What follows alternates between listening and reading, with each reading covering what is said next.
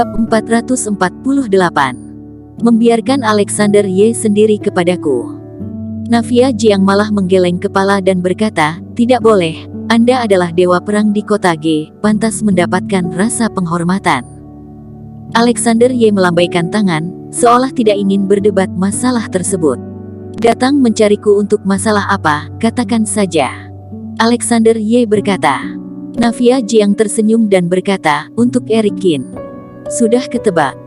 Alexander Y menghela nafas, dan kemudian berkata, Nafia, kamu harusnya tahu, aku tidak akan pernah melindungi siapapun.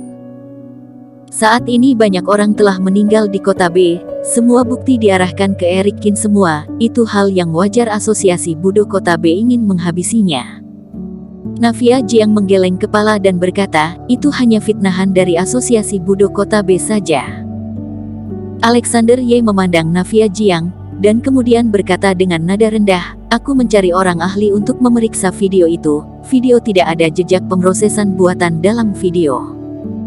Nafia Jiang mengangguk dan berkata, tapi aku memeriksa mayat orang mati, tidak sama dengan orang yang meninggal di tangan Eric Qin. Oh. Alexander Y mengangkat alisnya, tampak sedikit tertarik.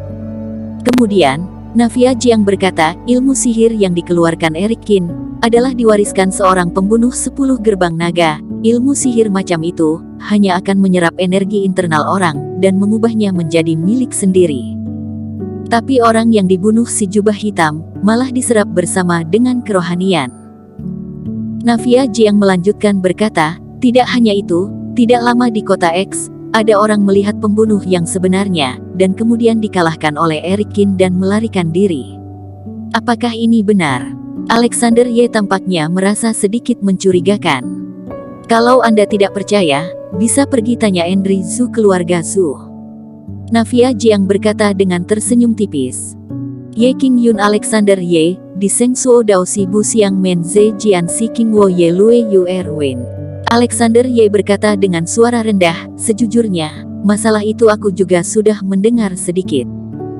Namun menurut bocah keluarga Kiao itu, si jubah hitam yang muncul pada hari itu, adalah seorang rekan Eric Qin. Nafia Jiang mendengar perkataannya, tidak bisa menahan dan tertawa.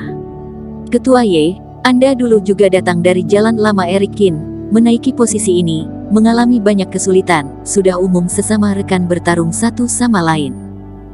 Para jenius itu semuanya sombong, angkuh, tidak mau mengakui diri sendiri tidak sebaik orang lain. Nafia Jiang berkata dengan santai. Hal yang sama juga terjadi pada Richard Kiao. Pada hari itu Richard Kiao dikalahkan oleh si jubah hitam, dan Eric Qin mengusirnya. Apa arti dari itu? Bukankah Anda harusnya tahu betul? Nafia Jiang berkata. Mendengar perkataan itu, Alexander Y sedikit mengernyit. Semua yang kamu katakan ini, semuanya spekulasi. Namun apa yang dikeluarkan asosiasi Budo kota B, itu semuanya adalah bukti yang benar-benar kuat. Alexander Y menyentuh dagunya dan berkata, aku juga tidak bisa menggunakan nama kantor keamanan untuk membantu dia terbebas secara memaksa. Saat ini, Nafia Jiang berdiri perlahan. Dia sudah menebak Alexander Y tidak akan turun tangan, jadi, dia bisa menyiapkan rencana kedua. Eric Qin tidak bisa mati. Kali ini, perkataan Nafia Jiang jelas dan tepat. Kenapa dia tidak boleh mati? Apa karena hubungannya dengan kamu Nafia Jiang? Ataukah karena dia adalah guru kediaman dewa pengobatan? Alexander Y berkata sambil tersenyum tipis. Nafia Jiang mengeluarkan sebuah resep pembuatan obat, menyerahkannya kepada Alexander Y. Ini adalah resep pembuatan obat yang kamu inginkan. Nafia Jiang berkata, kamu ingin membangun sebuah kelompok pejuang yang berkelas atas, maka tidak bisa tanpa Eric Qin. Setelah Alexander Y mengambil resep pembuatan obat tersebut, mengerut kening dan berkata, apa maksudmu? Nafia Jiang berkata dengan santai, resep pembuatan obat ini Eric Qin yang memberikan kepadaku.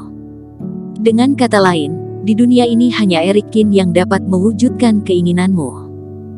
Setelah mendengar perkataan itu, wajah Alexander Y sedikit berubah, tidak bisa lagi bersikap tenang.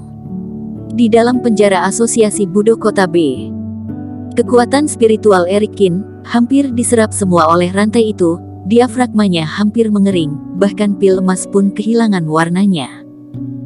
Ini sangat merugikan terhadap seorang pejuang, ditambah Perikin meningkatkan kekuatannya secara paksa, pasti akan menyebabkan kerusakan pada fondasi dasarnya. Tapi Erik tidaklah menyesal. Jika dia tidak tertangkap di situ, maka selamanya tidak akan ada kesempatan tahu kabar tentang ibunya sendiri. Hei, besok akan mengadakan pengadilan terhadapmu. Master Baxing memegang cambuk di tangannya, sebenarnya benar-benar sedikit merasa enggan. Dalam hidup ini, mungkin hanya ada kesempatan sekali untuk menghina Superior Master, aku benar-benar merasa enggan. Master Baxing menghela napas, dia memegang cambuk dan memukul di badan Erikin lagi.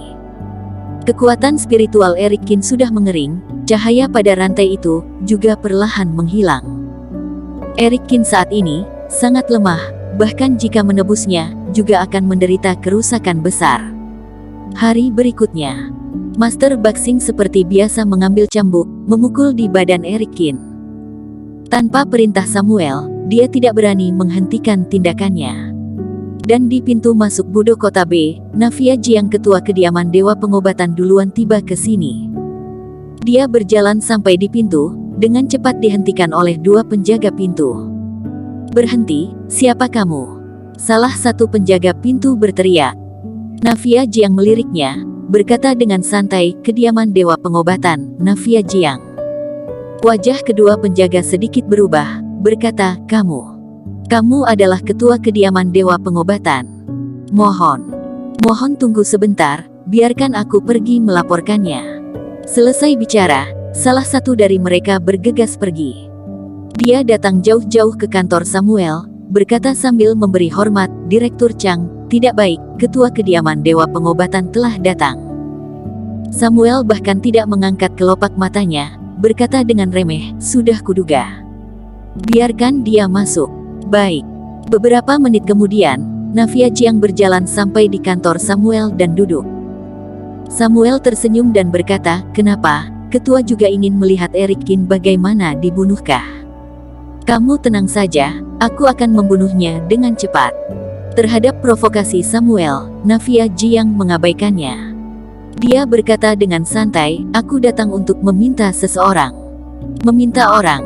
Samuel tak tahan tertawa kencang. "Ketua Jiang, apa kamu bercanda?"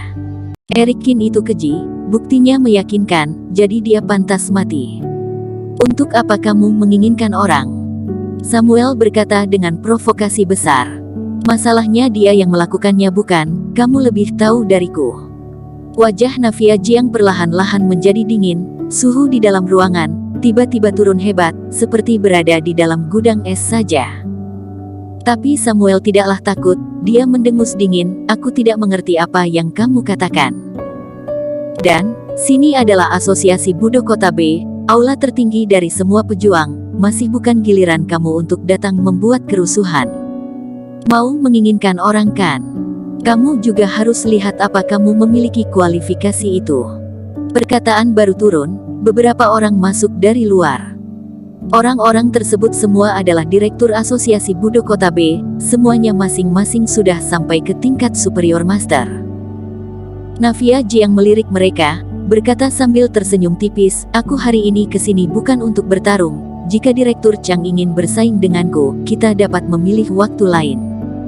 Samuel tertawa dan berkata, "Maaf, aku tidak tertarik. Kalau ketua sudah tidak ada urusan lain, silakan kembali saja, maaf aku tidak bisa mengantar." Mata Navia Jiang yang panjang dan sipit tertuju pada tubuh Samuel. Dia berkata dengan santai, "Hari ini bukan aku datang untuk meminta orang, tetapi Alexander Ye dari kantor keamanan yang menginginkan orang." "Alexander Ye?" Samuel sama sekali tidak percaya. Dia berkata dengan remeh, "Alexander Ye meminta orang ya, kalau begitu kamu menyuruh dia datang sendiri bilang kepadaku." Bersambung. Terima kasih telah menonton video ini sampai akhir. Jangan lupa subscribe dan nantikan kisah episode selanjutnya hanya di Novel Story. Salam.